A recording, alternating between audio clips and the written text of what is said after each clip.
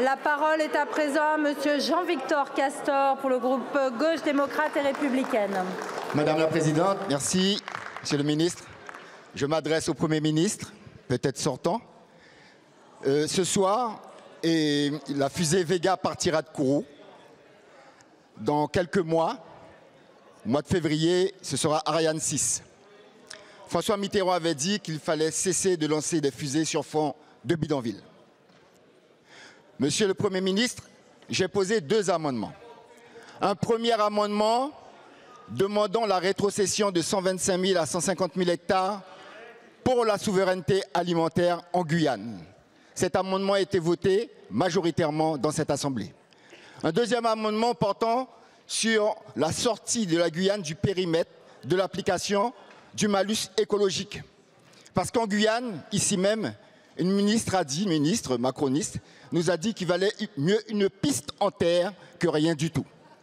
Le 16 à Saint-Laurent sera présenté, sous la décision du président de la République, le début des études pour cette fameuse piste en terre. Ces 2 amendements sont arrivés au Sénat. Votre gouvernement a manœuvré pour que ces 2 amendements qui ont été votés ici, majoritairement, soient écartés. Les Guyanais sont dans l'attente. Les terres de Guyane ont été volées sur la base d'une ordonnance royale de 1820, précisant que quand la France est arrivée en Guyane, il n'y avait personne et que les terres étaient en friche. En 2024, l'État est propriétaire de 25% des terres. Pour construire un hôpital, le directeur de l'hôpital se demande où on pourra construire l'hôpital. Et cet hôpital, jusqu'à aujourd'hui, ce fameux CHU qui doit sortir en janvier 2025, il n'est pas encore financé. Et le choix qui a été fait pour la santé des Guyanais, c'est de réhabiliter un hôpital qui est totalement obsolète. Merci, monsieur le député. Merci beaucoup. Merci. La parole est à monsieur François-Noël Buffet, ministre en charge des Outre-mer.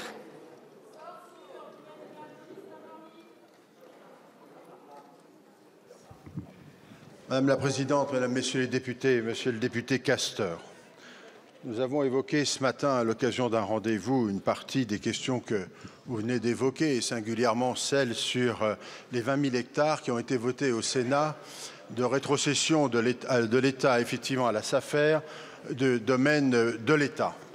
Je rappelle que ceci est le résultat d'un vote, d'un amendement qui a été déposé par votre collègue Georges Patient, sénateur lui-même de la Guyane, et je crois savoir après discussion avec vous.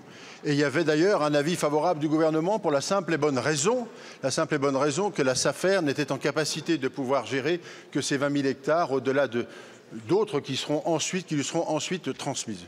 Vous portez une question importante sur effectivement l'avenir de l'agriculture. Vous portez une autre question sur celle de la fameuse voirie, ce projet d'étude qui a été fait par les services de l'État et dont je vous ai dit qu'à ma demande, le préfet devait vous faire cette présentation. Elle sera faite car le président Riemann m'avait indiqué qu'il n'avait pas connaissance de ce dossier et j'ai donc souhaité que vous puissiez en avoir connaissance. Vous en aurez donc connaissance. C'est plus un porter à connaissance qu'une décision elle-même, la décision restant à venir. Vous posez la question des crédits suffisants pour la Guyane et pour les autres outre-mer. Mais cher monsieur le député, dans quelques instants, vous allez peut-être décider que ce gouvernement doit s'arrêter.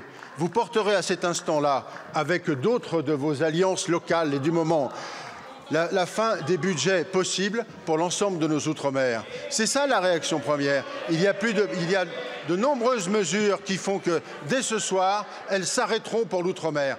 Et chacun ici, en conscience, qui va voter tout à l'heure, aura dans sa conscience cette responsabilité.